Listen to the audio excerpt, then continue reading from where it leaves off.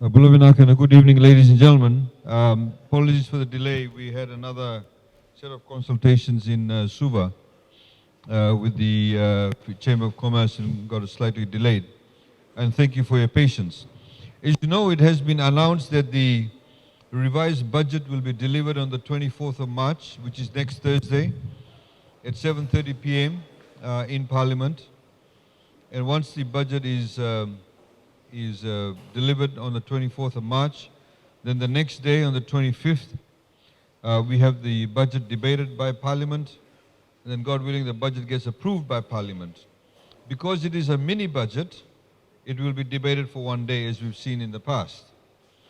So we've been around Fiji, most of Fiji, essentially getting public views and getting to know what they want, what sort of submissions they want to make in the budget.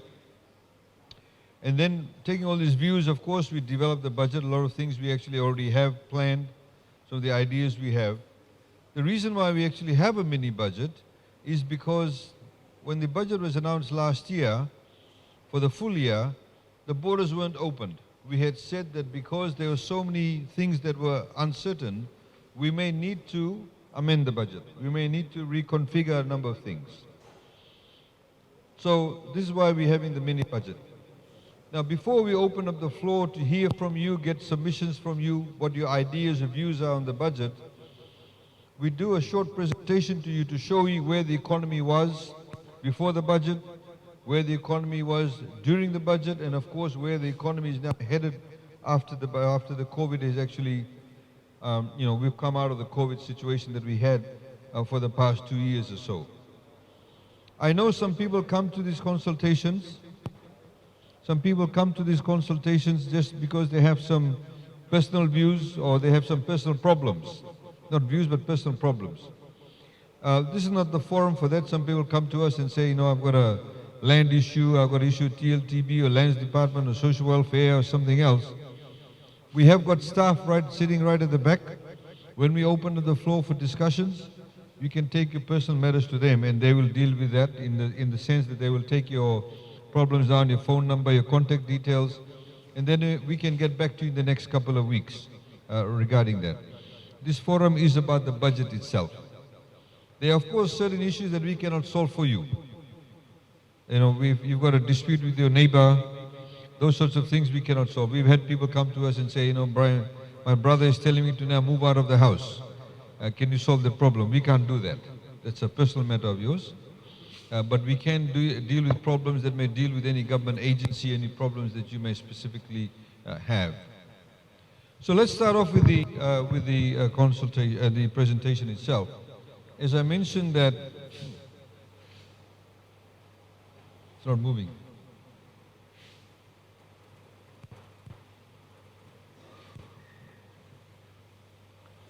So as I mentioned, we'll look at the economy before the budget, during, and of course after the COVID itself.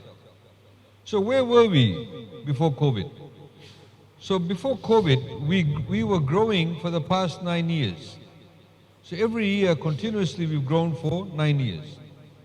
Fiji has never had that. Fiji had a situation where you had, prior to that, your 1 year growth, negative growth, 1 year growth, the other year you have negative growth. Sometimes it may grow for 2 years, then you have a negative growth. The only other time that we grew consistently or continuously for about 6 or 7 years was after independence. But never before have we had such a consistent level of 9 years of growth, and at the same time, quite significant growth. You can see, 3, 5.6, of course you had 1.4, this one we had one of the cyclones. Cyclones actually stunt your growth. So we grew for 9 years continuously, which meant that our GDP, our gross domestic product, the production, and some may say the wealth of the country, increased also significantly. At independence, we were only $100 million, which is 0.1%. And then, of course, we just grew sort of very modest, in a modest manner.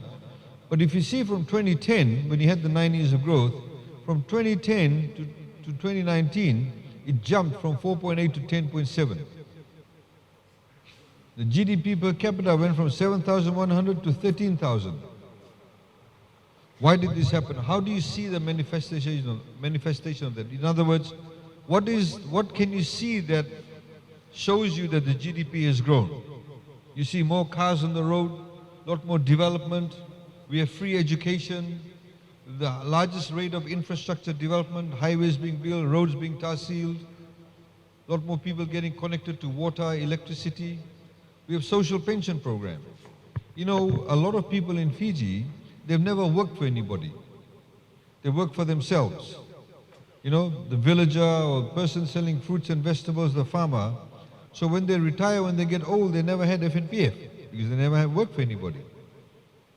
So what government did was we introduced what we call social pension. In other words, people who now are over the age of 65, never had FNPF, they get $100 a month. It puts money into people's pockets.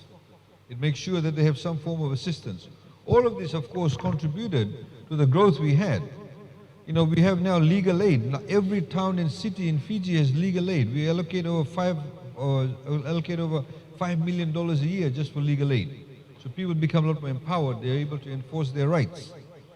So you can see that's what actually happened here. We have more people with mobile phones now. There's over 600,000 smartphones in Fiji. There are more SIM cards than actual people in operation. Some of you have two mobile phones, two SIM cards, sorry. Maybe one mobile phone, but two SIM cards. One with Digicel, one with Vodafone.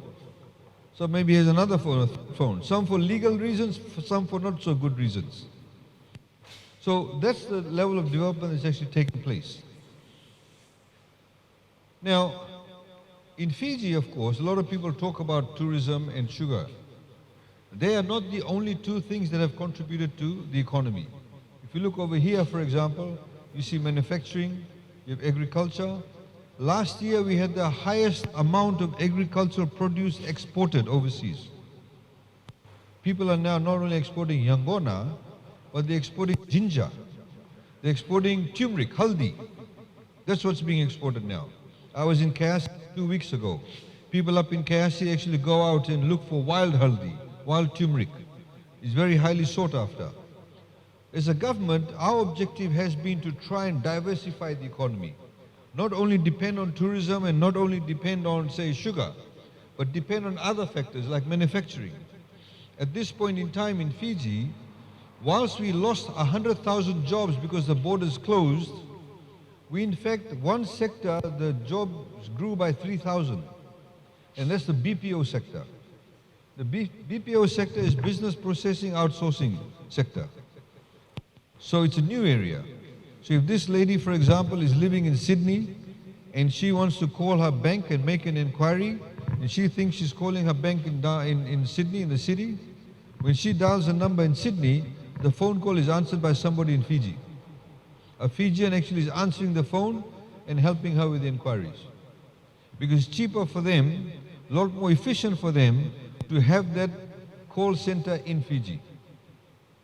It's not just about call centers. It's also about your insurance claims. Some bookkeeping is done by 4 Australians in Fiji now. In this year's budget, the budget was presented last year for this financial year, we allocated $300,000 to give to the BPO Council. It's called Outsource Fiji, where we're looking at creating jobs. It's now an open secret, of course. Digicel is going to be bought by Telstra. Telstra is an Australian company. We've been talking to them since last year. And one of the things that they do is also they do outsourcing. So you're looking at a huge rate of growth of jobs, and that's the area that we are focused on. And the people who work in the BPO sector in Fiji are generally between the ages of 19 and 33. A lot of young people, they get employed in that sector. So those are the areas that, of course, we are growing, in Fiji as far as the economy is concerned. So what led to this growth? What happened? Why did we have 9 years of growth? Of course, you have a very firm and a strong constitution that guarantees the rights of everybody, guarantees the Itoki people their land rights. Nobody can alienate the land. People have socio-economic rights. So it gives the institutional and the legal framework where people feel confident. So this is why we have high levels of investment. Government has, of course, put in place a lot of innovative economic and social policies to empower Fijians. We have a lot of people in the private sector that are investing. You can see the amount of investment that's taking place.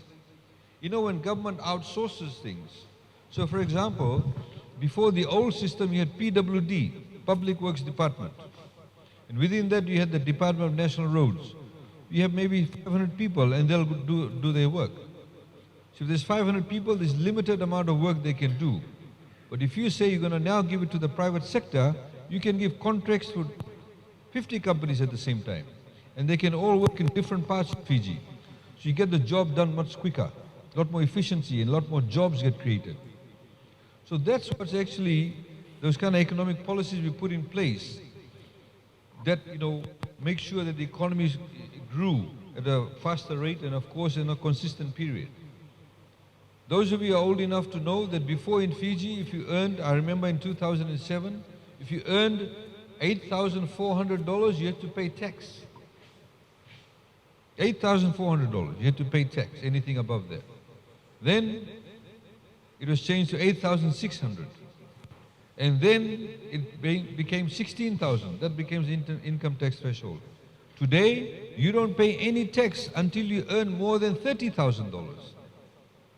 So a person earning $27,000 or anything below, every single cent goes into their pocket. Of course, you get your FNPF deducted, but now it's only 6%. So those are the things that the laws were changed. You know, a lot of incentives were given to businesses also to invest. We've spent far more money in electrification and water connectivity than ever before than any other period of government in such a short period of time. We were 2 nights ago, the PS and the team, we were all out in a place in northwest Vanuatu, Langa Langa and beyond, where these people have never had electricity. They're now connected to electricity. When you connect people to electricity, what you're doing is you're increasing their productive capacity. If this lady catches fish and she's got no electricity, when she catches the fish and comes in the morning after a fishing trip and she then sells the fish, she says $30 a bundle. By the afternoon, if she can't sell the fish, she knows she can't store the fish. The fish will go bad. You come along, you negotiate with her and buy it for $5. She has to sell it. Maybe that's not even enough to cover her labor cost and the fuel cost for the boat. But the moment you connect her to electricity, she knows she can keep the fish. She won't reduce her price. She'll keep the fish in the cooler or the fridge she's got. The next day, she brings out the same fish, throws water on it. You drive past, she says, fresh fish for sale, and you buy it. $30 a bundle. You've increased the income level. You've increased the productive capacity. The farmer who has any vegetables or whatever, they can store it for longer. So those are the things actually that investment level has created the level of growth in Fiji. Of course, like I mentioned, we've introduced new technology. There's greater competition now. A lot more suppliers. You go to Suva now and various other places, a lot more supermarkets. You've got extra supermarket, various other supermarkets. It goes to show that those businesses feel confident that they can actually invest and they'll get the customers because people are spending money. Nobody opens a shop if you know there's not going to be any customer. Nobody stays in business if they don't have any customer. So what did COVID do to all of this? Where did COVID take us? Overnight, over 100,000 Fijians became either unemployed or had reduced hours. Over 100,000 people. Government's revenue, the money we collect, shrunk by 50%. If you collected 100 million before from taxes, we're now collecting $50 million out. And then, of course, we had the economy overall contracted, became smaller by 15.2%. Because remember, the tourism sector is not only about people who work at the hotels. Not only about the chef, the waiter, the waitress, the lady who fixes the bed. It's about other people who live off them. It's not only about the people who work at the Nadi airport or Fiji Airways. You go outside Nadi airport, before you enter Nadi airport, You look outside before the gates, on the right hand side, there's a lot of trees there. There's a bus shelter there. Every day, before COVID, a lot of ladies will be there selling lovo packs, roti parcel, boiled evi or nebi, mithai. Their business is not from the tourists, their business is from the people who work at AFL. The same people they'll be selling, or other people selling similar things outside the Fiji Airways office. So they live off that. The people who sell the boo to the tourists or sell to other people. The lady who is sitting at the hotel, some of the hotels, they allow these ladies, they sit there in the corridors and they make handicraft. And they sell it to the tourists. Their jobs are gone too. They never worked formally for anybody, they work for themselves. All of those people got affected. Of course, government is a policy decision. We made a decision to say, even though government revenue has halved, even though the economy has contracted, there are certain things that we must continue to do. People don't stop complaining about potholes on the road when there's COVID. People still complain about that. You still need law and order. You still need to have the medical system working. And we also decided we still must continue with free education. You should not stop it, no matter what's happened. Must continue free education. We must also continue with social welfare payments, like the pension I mentioned. Rural pregnant women, they get food voucher. Abandoned children living with grandparents, they still continue to get the allowance. We pay over $110 million a year just in social welfare payments, or the poverty alleviation payments. So government is a decision, decide to do that. Those of you who may sell, or you may be a market vendor, for the 1 year we're paying the market fees on your behalf to the municipal councils. People who applied for fishing license in this year, we pay the fishing license fees. Taxi drivers getting the renewal for their PSV license for this year, we're paying for that. Somebody has to pay for it, so we're paying for that. Doctors, I know Navua, there is no doctors who have applied for it. But now in Fiji and other parts of the world, other parts of Fiji, sir, we had advertised. And we had said that any private doctor that wants to participate with government, if you participate with government, people who cannot afford to go and see a private doctor, a GP, if you go and see them, we pay the fees for the doctor's fees on your behalf. We started that, we've already paid about $1.4 million. So doctors in Ba, Latoka, Nandi, Singatoka, and Suva, and various other places, where people who could not normally go and see a private doctor, they go and see them, we pay their fees for them. So we made a decision, we must continue with these programs, we must introduce these programs. Obviously, government revenue has come down, so we have to borrow money to make sure that continues. Water Authority of Fiji, we pay $200 million a year. The bill that you pay for water is nothing compared to the amount of money it costs to make that water. Most of the water in Fiji comes from rivers. You've seen the quality of the water in the river. We extract the water from the river, we clean it, we purify it, we put chemicals in it, and then you get the tap, then you get the water in your tap. Roads, electricity, etc. So all of that, part of that meant that we have to borrow a bit more money. Now, normally when government borrows money, all governments in the world borrow money, they can borrow from two sources. One, they can borrow money from overseas, or the other they can borrow money from their own country, from Fiji. So our mixture has always been about 70% of the money we used to borrow from locally and 30% from overseas. Give or take plus or minus 5%. But this time around we decided to borrow more from overseas because we wanted more foreign money to come into the economy, and I'll explain to you why. So this is what happened. You see 9 years of growth, COVID comes along, bang, we go down here. We contracted by 15.2%, 4.1% last year. We are expected to grow by 11.3%. Why do we expect to grow by 11.3%? Starting with a very low base. That's why.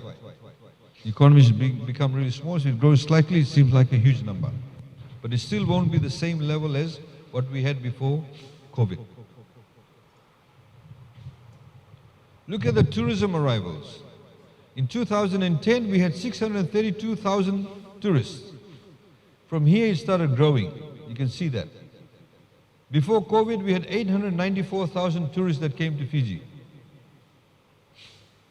If we did not have this COVID, it would have probably reached 1 million people by now.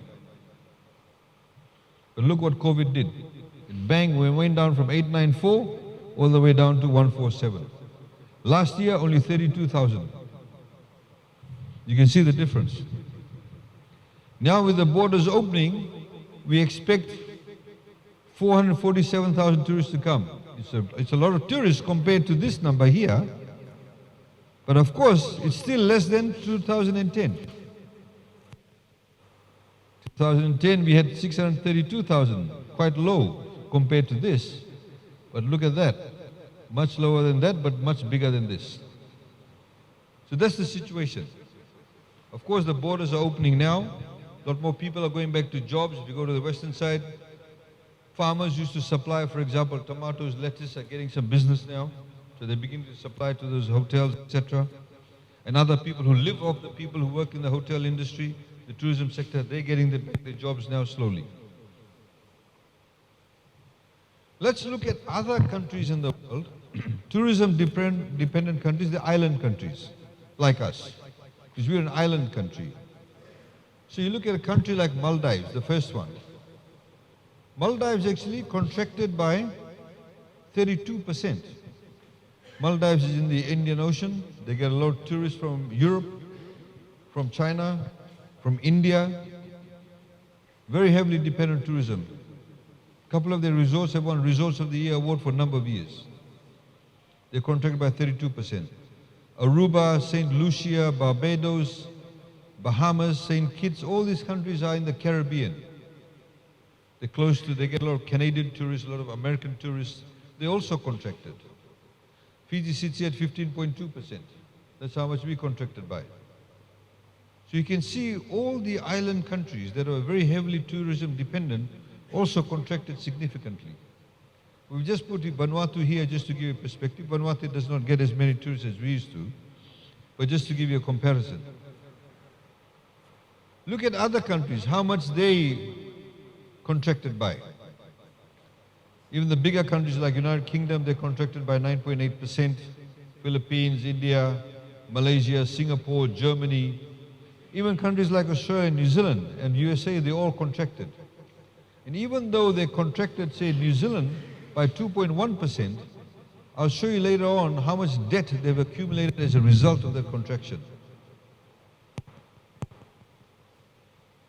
So what did we do? Apart from the fact that we continue with free education, etc., we said we'll also help people who are unemployed. As I mentioned to you earlier, there are two types of people in Fiji with employment. One is the people in the formal sector. Those people who work for somebody else and they pay your F&PF. If you earn more than $30,000, you get tax deducted. That's one type, the formal sector. The other group of people are the informal sector, people who work for themselves.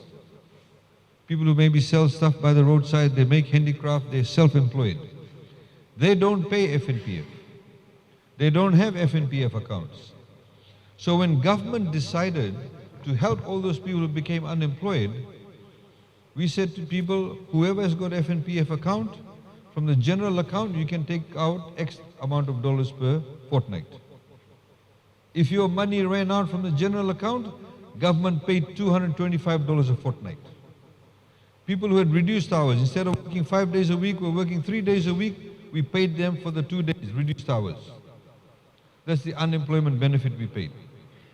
And then, of course, we paid the $90, the 2 rounds of $50, and the famous $360. Yeah, 2 rounds of $360. And that was applicable only to people in Viti Levu in the informal sector, and formal sector anywhere else in Fiji, including Viti Levu. So over 400,000 people were assisted. And this is the breakdown. You see the unemployment through F&PF. We assisted 68,000 people, 864. We paid out $205 million. just to them through the FNPF scheme. And then, of course, we had the $90 for those people in the informal sector. Some ladies who worked as house girls, you know, what we call house girls in Fiji. They no longer had work. So this is one way of assisting them. But when we started this program, we said we will help those people, for example, and we'll give them $90 per household. But of course, then people start chortling from the system. One household, 5, 10 people apply. So we said, okay, we'll change it. We'll give $50 a person. So that's why we had the 2 rounds of $50. 11.2 million, 10.2 million. Then we had the 360. 294,424 people were actually helped or given 360. That is a payment of $106 million. $106 million in the first round. Second round was $87 million. When people applied for the 360, nobody went to the DO's office, nobody went to the Ministry of Welfare or Poverty Alleviation or some other ministry. You went to your telephone. You made your application on the telephone. It took 3 minutes, and then it took us a few seconds to pay you the money. It completely changed how we provide assistance to people.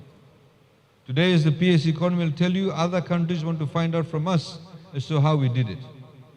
Entire logistical exercise, but it actually showed that the use of technology has benefited us. So that's how the monies were actually disbursed under this unemployment benefit scheme, which included $430 million directly. Now, all governments in the world run deficits. We are not a business. We're not in the business of making profit. If this gentleman here is a businessman, if he today buys if he used to, bring, say, a container of tin fish from overseas, after he pays for his cost, maybe he'll sell his tin fish for $3 a can. Right? That's his profit. He takes out his cost, that's his profit. If tomorrow his cost when he buys from overseas has gone up, he will charge you $4 for the tin of fish. Because he has to cover his costs, he has to make some profit. As a government, we can't do that. Like I mentioned to you, the water that you drink from the tap, the cost you pay for it does not give Water Authority a profit, does not give government profit. Before, a birth certificate used to cost $2.25. That's not enough cost to even meet the cost, It's not even enough to meet the cost of the ink, the electricity cost, the machine cost, and the person who deals with you. When you go to the hospital, you don't pay the full amount. It's a public hospital. So government cannot make a profit out of you. So that means that governments run what we call a deficit. In other words, we'll always have more expenses than what we make. We of course collect money.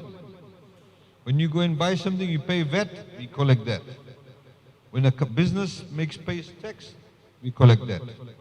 When you speed along the road and the police collects the fine, we collect that. When you earn more than $30,000, you pay tax, we collect that. That's our revenue here, the orange line. Expenditure is this, the blue line. The trick is to make sure your deficit is always normally low, is manageable. It does not get out of hand. And also, when you borrow money, you must borrow for the right reasons. If you are going to borrow money to connect people to electricity, build a hospital, build schools, tahsil roads, connect people to water, you're building the productive capacity of the country. You're building it for the right reason. You're borrowing money for the right reason. This lady, as I mentioned earlier on, if she decides to go and borrow money to have one big party at McDonald's, she borrows the money, she has the party at McDonald's, the debt is there, the McDonald's is there. After she finishes eating eating the burger's gone, but the debt is there, you got nothing to show for the debt. But if this lady goes and borrows money to build an extension to her house,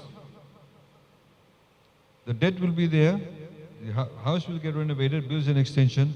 After a while, The debt is there, but the renovation is there. The extra bedroom is there. Something to show for the debt. After a while, the debt will finish and the extension will be there. So for government, we have two types of expenditure. One is we pay things that what we call operating expenditure. We pay the salaries for all the teachers. We pay the civil service salary. We pay for the fuel, the toilet paper, the photocopying paper, the day-to-day expenses of running government. And then the other expenditure we have is that we build things. You want to have street lights, tahsil the roads, build extra lane on the highway, electricity, put towers to connect people to, telecommunications. All of that is what you call a capital expenditure. This government's track record has been very high regarding expenditure on capital investments. That's why you see so much investments being done in such a short period of time. Of course, with COVID came along, our revenue went down, so we had to borrow more. So that's why our deficit went higher. You see this blue line, out of this $3.2 billion and $3.7 billion, $1.1 billion is only our expenditure for paying the salaries of people, civil servants. We are the largest employer in Fiji. We employ close to 30,000 people. You pay the salaries for the teachers, the doctors, the nurses, the lands department, social welfare, police, corrections, RFMF, all the other agencies. The salary is $1.1 billion. So out of the $3.2 billion there, 1.1 you take out just for salaries. Then you take out other operating expenditure, then whatever you have left, then we build things. So you can see our debt to GDP ratio is pretty good. 44.6, 43.5. Then we had Cyclone Winston. It came along. That's why we don't like cyclones. This school is not owned by government. This school is owned by the organization that owns this school. Most schools in Fiji are owned by faith-based organizations or communities. But if there's a cyclone, government rebuilds the schools. People expect the government to come and fix up the roof. The walls have fallen down. Or we talk to our development partners and they'll come and help us build it. In Cyclone Winston, we spent over $200 million just to rebuild schools. This gentleman there sitting there, he's from CIU. He knows that. They have a huge situation room. Some of the cyclones after that, we're still building schools. If you travel between Singatoka and Nandi now, after just a few weeks ago, in Kambisi, near Kambisi, the entire highway is gone. Washed away. Wasn't because of cyclone, just because of very heavy rain. Two places, other places, the one lane is gone. You go to Mba, landslide. Not just from cyclone, just from heavy rain. So these things actually makes us to incur costs. That's why we have the Prime Minister going internationally talking about climate change. We go to the World Bank, we go to the ADB, and we say to them, even though we may be middle-income countries, we need access to cheap finance. We did not cause the climate crisis. The industrialized countries caused the climate crisis. They put so much carbon in the air, created a hole in the atmosphere, and the earth is heating up and the climate patterns are changing. In 1972, I was 7 years old. We had Cyclone Bibi. After that, the next cyclone was 10 years after that. 10 years after that. Today we have a cyclone, 3 cyclones in one season. If it doesn't happen, you say, oh, something, what's happened? What's wrong? Now we all become accustomed to it. But it's still costing a lot of money. So when you talk about these things internationally, some of these people, they say they'll be going around with a begging bowl. It's not a begging bowl situation. It's the reality, because we want climate justice. And when we want access to finance, we want that finance to be cheap. Because you have to rebuild. Remember Cyclone Winston, in 36 hours, it wiped off 1/3 of the value of our GDP. In 36 hours. So, with COVID here, our debt to GDP ratio has gone up. We expect it to come down. Again, just to highlight, debt to GDP was actually declining here quite significantly. we up to 43.5, Winston, and then of course COVID came along. Let's look at other tourism-dependent countries. What's the debt to GDP ratio? Suriname, 140.6, Maldives, 137.2, Bahamas, Mauritius, St. Vincent, St. Lucia, all of these in the Caribbean, Seychelles in the Indian Ocean. Very tourism-dependent countries, that's the debt to GDP ratio. We sit at about 80%.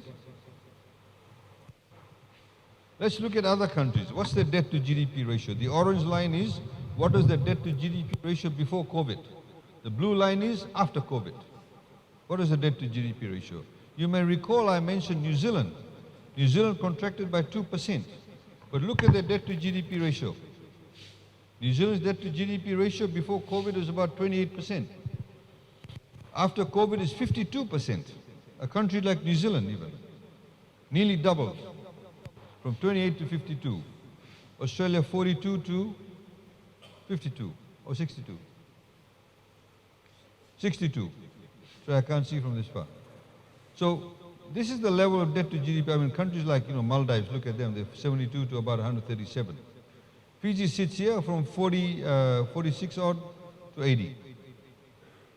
So this is how all the other countries are faring. I mean, of course, USA and UK and Singapore in a completely different league altogether. Their debt to GDP ratio was already over 100% before COVID. So, as I mentioned, debt, a lot of people,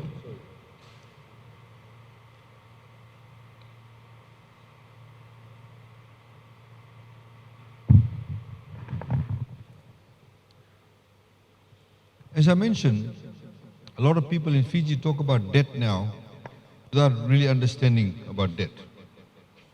They talk about dinau, karza, without really understanding it. Now, when you go to actually borrow, like I mentioned, to build, or when you go to borrow to make sure the economy is moving along, then that's a good reason to borrow. The other thing that you have to look at is when you borrow, what is the cost of your debt? How much interest rate are you paying? If this gentleman here wants to grow his business, FDB is offering him 5%, BSP is offering 3%, Bread Bank is offering 1%, who will he go to? Of course he'll go to Bread Bank, because the cost of the debt is cheaper. Government, of course, in the COVID time, we had to borrow over $2 billion to make sure that we kept the economy moving. Can you imagine if we did not pay this? If we did not give the unemployment benefit of 205 and paid all of this out, the economy would have been $430 million smaller. If I have $100, I keep it in my pocket, nothing happens. But I give everybody here $5 each, then they'll go and spend it and that money goes to someone else. It moves the economy. It churns the economy. And that's the job of a government. When the economy is slowed down because of, for example, a pandemic, we have to make sure that the robustness in the economy continues. Otherwise, it would have caused far more hardship. Those people will not have access to money. A lot of these people, for example, the 360, someone then paid their rent. Someone then bought food. Someone then bought shoes. Someone then bought clothes. Some people went and bought beer for the entire 360. Some people used $300 for good reason, or $320, and the balance they bought beer. We can't force people to tell them how to spend their money. But over 85% of the people that receive the money, at least we know, 85 to 90% put it to good use. And for us, that's critically important, that you have at least maybe a 10% risk factor. Everybody has used it for the wrong reason. But imagine if that money had not gone in. The economy would have been far more smaller, but of course far more hardship. So that's of course the reason why we went and borrowed. The other point that I also want to make is that nearly everything in Fiji, apart from a few things, I'll tell you, that you eat, that you wear, that you use, comes from overseas. This lady is wearing these clothes, maybe sewn in Fiji, but the fabric comes from overseas. The phone she's got a car keys here, all comes from overseas. The hair dye in her hair is not made in Fiji, it's made overseas. The shoes he's wearing comes from overseas. This mic I'm holding comes from overseas. The fans you have that's cooling you down comes from overseas. Garlic, onion, potatoes, cooking oil, all comes from overseas. You don't make any of that. The fuel that you put in your cars, that we use in the generator at EFL to generate electricity in some parts of Fiji, comes from overseas. The cars come from all Japan mainly. All you eat, roti, purini, bambakau, bread, panikeke, is made out of flour. Where does flour come from? Wheat. We don't grow wheat. Only 2 companies in Fiji make flour, Punja and Sons and Flour Mills of Fiji. They import the wheat from Australia, but it's price control when flour is made. If Punja and Sons buys flour at $300 a ton, for example, from Australia, they bring it to Fiji, they grind the wheat, they put vitamins and all of that inside it, and you get flour. But they don't sell it to you directly, they sell it to the supermarket. But before they sell it, they have to go to the Fijian Competition and Consumer Commission and say, look, I bought it at $300 a ton from Australia. These are the documents that prove it. This is my labor cost, my electricity cost, my factory cost. And then they say, okay, you can make only this much margin. And then they sell it to your new supermarket, Shop and Save. Then Shop and Save will say, I bought it from Punja and Sons for this much. This is my rental cost, my electricity cost, my labor cost, my storage cost.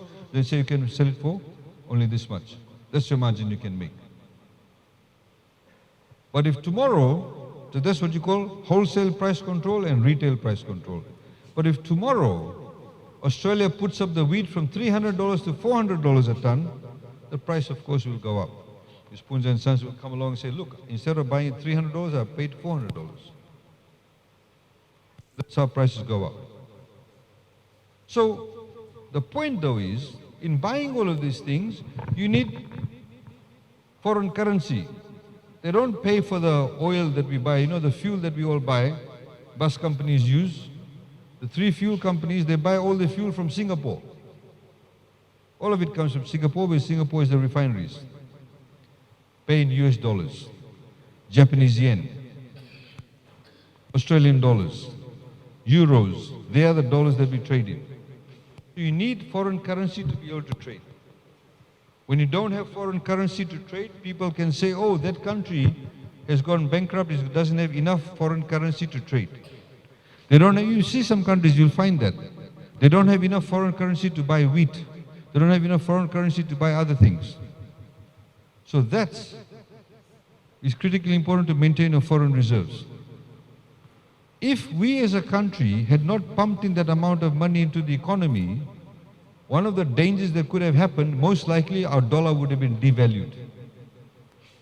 The dollar became devalued for a country that buys so much stuff from overseas, the cost of what you buy from overseas would have gone up even more.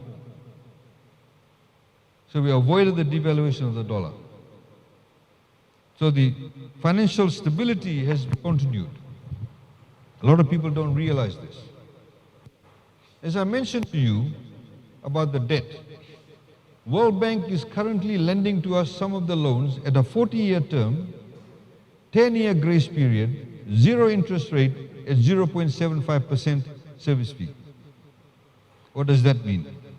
If you borrow $40 million from them, and they say you paid over 40 years, and therefore you then, let me use an easy example. If you borrow $100 million from them, payable over 40 years, 10-year grace period, 0% interest rate, service fee of 0.75%, by the time you pay the loan, you only actually pay back 43%. In other words, out of the 100 million, you pay only 43 million. Because the other component becomes like a grant. Because remember, a dollar today is not the same value 40 years down the track. It's far less in value. And if you're not paying interest, that's what interest does. It increases the dollar amount of money you have to pay. With 0% interest rate, you're obviously paying far less money than what you actually borrowed. Same thing with the Japanese. You see the Japanese over here? 40-year term, 10-year grace period, 0.01% interest rate. So when people talk about debt, they need to understand the fundamental question.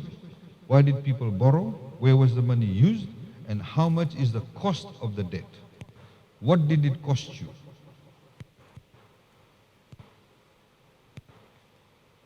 Now, the other thing that's happened, by borrowing from overseas in this period, we made sure we have liquidity in the system. In other words, there's more money in the banking system, and I'll come to that later, because we brought in money from overseas. Now, I mentioned to you about foreign reserves.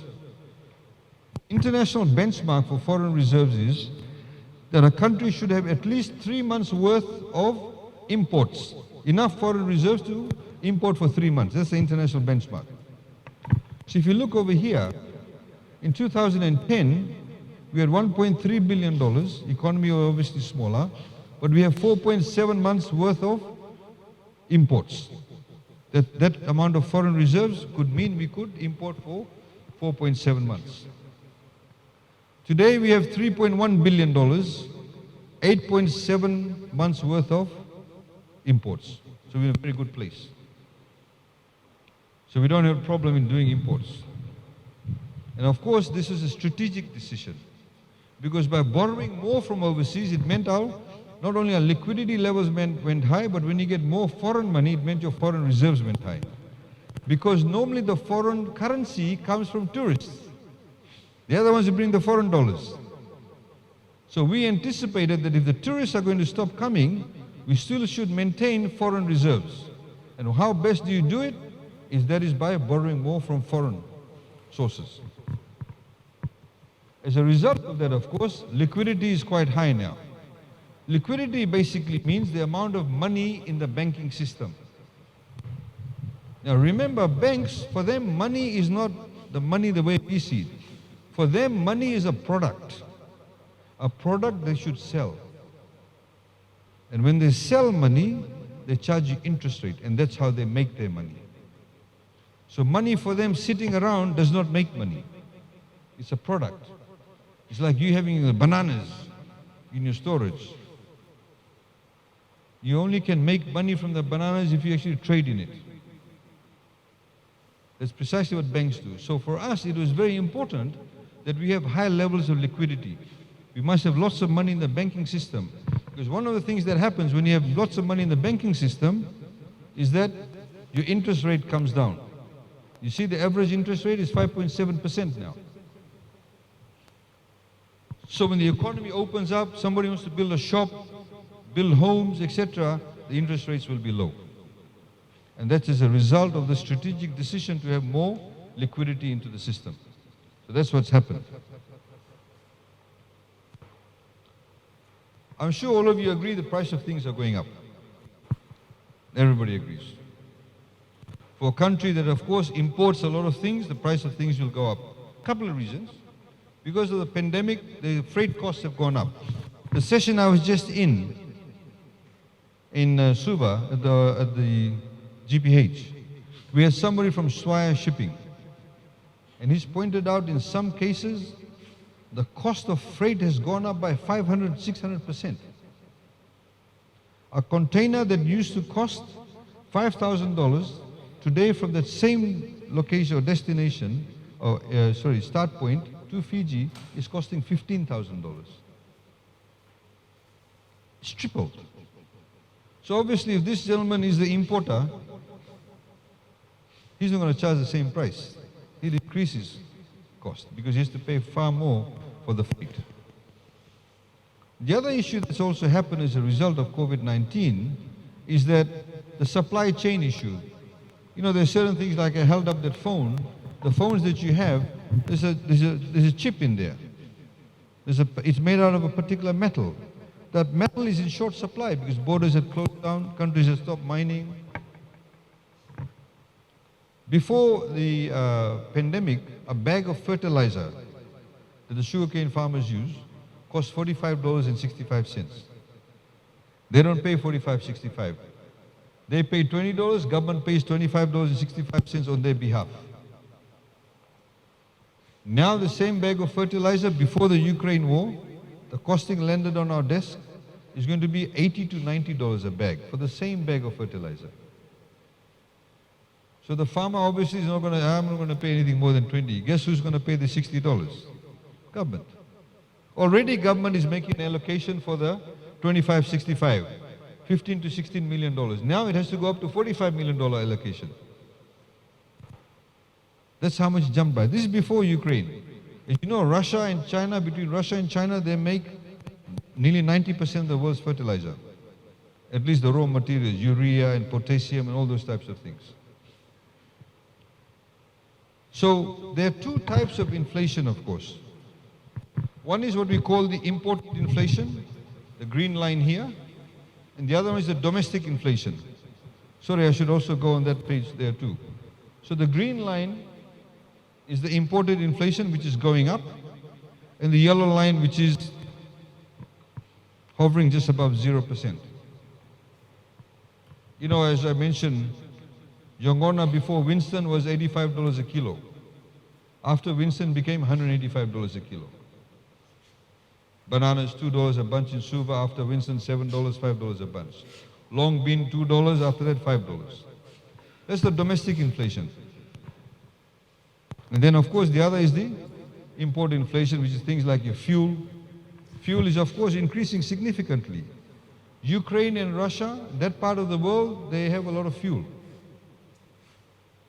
Ukraine supplies a lot of gas to Germany, for example, cooking gas that we use also. Now, because of the war, the supply chains are affected, the gas pipelines are affected, there'll be less gas available. Of course, gas is still being extracted. Countries like Qatar, they have a lot of gas, but there's overall less gas. So that means the price of it will go up. More people want it. So overall, the price of gas will go up. We price control gas, but if today, they're importing a cylinder of gas at say $30, landed in Fiji, after that we price control it. But if tomorrow it lands in Fiji for $50, obviously the price will go up.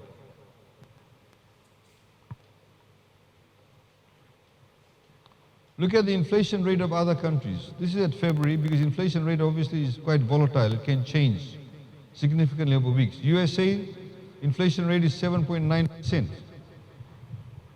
India is 6.01, New Zealand 5.9, UK, Singapore, Australia. We've selected these countries because we trade a lot with these countries. For example, we buy a fuel from Singapore. You know, we get some goods from India, New Zealand, of course, USA, Australia. Japan, we get a lot of cars from there. We buy stuff from China too. That's the inflation rates in those countries. Japan is at January 2022, China Feb 2022. Fiji is at Feb 2022. Of course, we're now in the month of March. The figures will come out soon, month of March. Australia figures are from December last year. So it'll be interesting to see what the figures are. Same thing with New Zealand.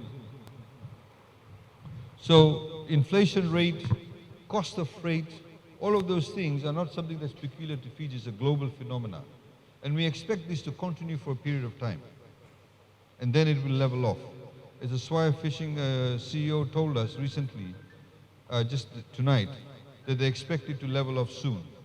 One of the issues that the cost of freight has gone up is because a lot of the major ports, the logistics is not right, is not in place. Therefore, a lot of ships are simply just waiting out in the sea, ready to be loaded or offloaded, and that's costing a lot of money in terms of the freight cost. So, the economy, as we highlighted, is expected to grow by 11.3%. That's the figure by the Macroeconomic Committee. Other people are predicting a 20% growth rate, like the ANZ is predicting it will be a 20% growth rate. This is a fairly conservative figure of 11.3%. I would like to thank everybody that got themselves vaccinated. As I mentioned, when the word vaccine was mentioned, we went out to all our developing partners. The PM started talking to all the different countries on a bilateral basis, the Minister of Foreign Affairs, started talking to the World Bank, IMF. Please get us to the front of the line, because when you have a global pandemic and there's a vaccine, all the rich boys and girls will get it first. They have the money, they have large population numbers, and they can place large orders. Our order was only about 1.6 million.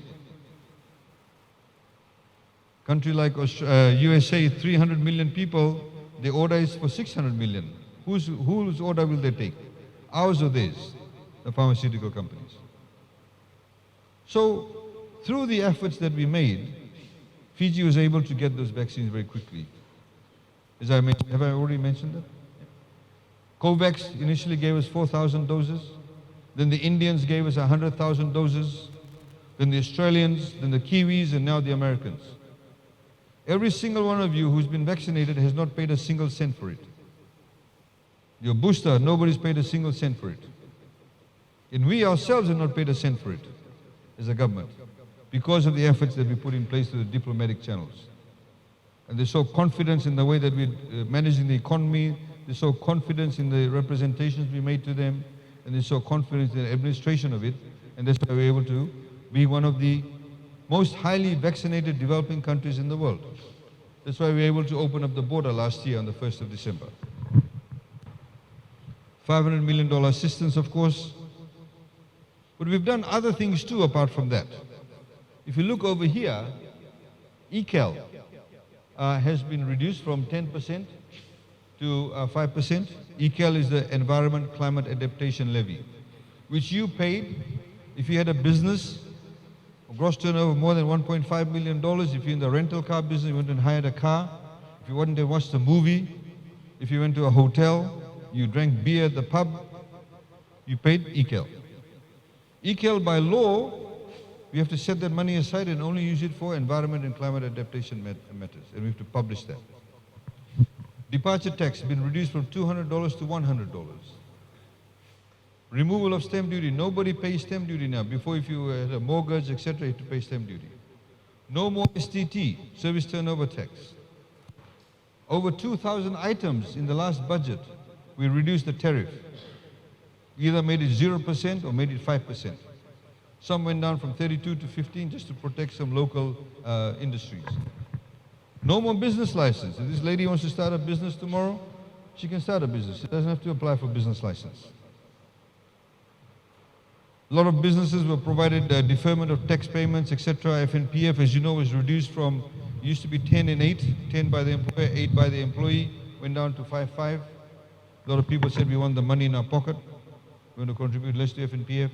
Businesses said, okay, if we want to keep people on, we need to reduce our costs, so we're down to 5.5. Now it's gone up to 6.6.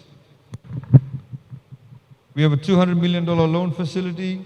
Over $100 million already has been disbursed. So if this lady, for example, applies for the loan, if she gets the loan through any of the banks, she pays no interest rate. She does not pay anything more than 3.99% interest rate. The banks get that money from the RBF at 0.25%. They lend to her at no more than 3.99%.